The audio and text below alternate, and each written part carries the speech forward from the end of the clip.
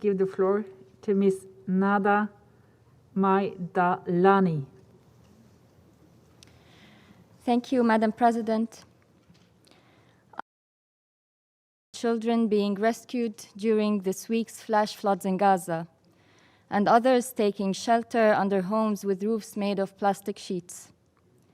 Children of my daughter's age in Gaza are growing up in a reality that no child in the world should experience.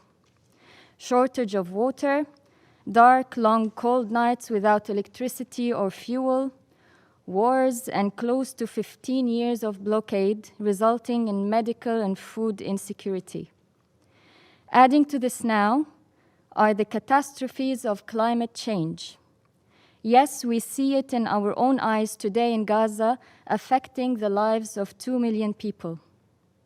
We as humans, activists, professionals, decision makers have a compelling obligation to prevent further humanitarian and environmental crisis.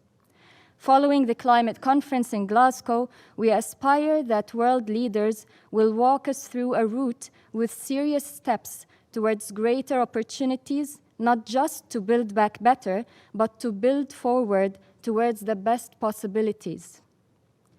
Madam President, I present myself before this distinguished council as part of an extraordinary brave group of Palestinian, Jordanian, and Israeli environmentalists.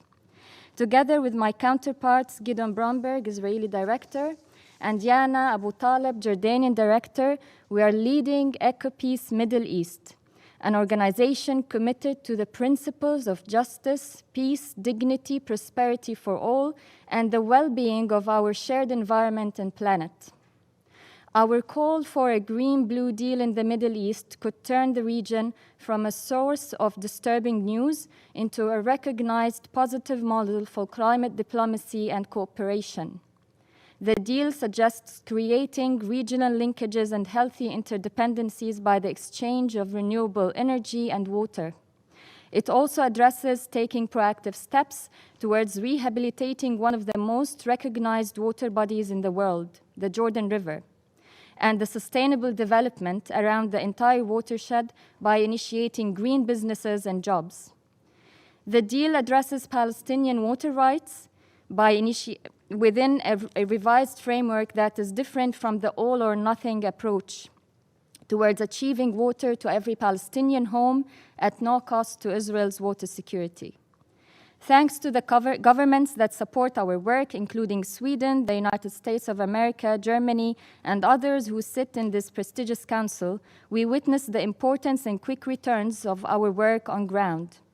Our educational program creates a cohort of young leaders, skillful professionals, and creative individuals who understand their own national realities and interests and are keen to cooperate with their neighbors to find solutions. During the past 4 years only, we reached out to 40,000 students, young professionals, and teachers. Our virtual reality platform that we created with the help of young Palestinian, Israeli, Jordanian engineers is recognized as a useful educational tool by various prestigious institutes for higher educational programs on water diplomacy. Our simulation game benefits decision makers, activists, journalists, and others for second-track discussions on water and energy security. Our impact investment program is supporting several green businesses, all led by local entrepreneurs with elements of cross-border cooperation and knowledge transfer.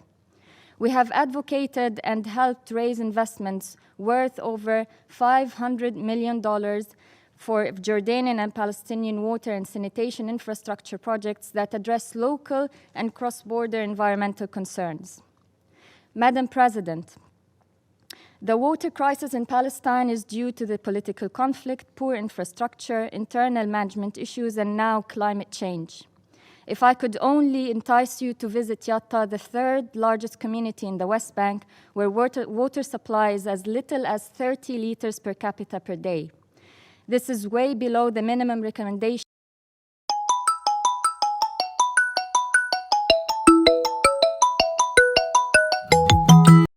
the basic needs.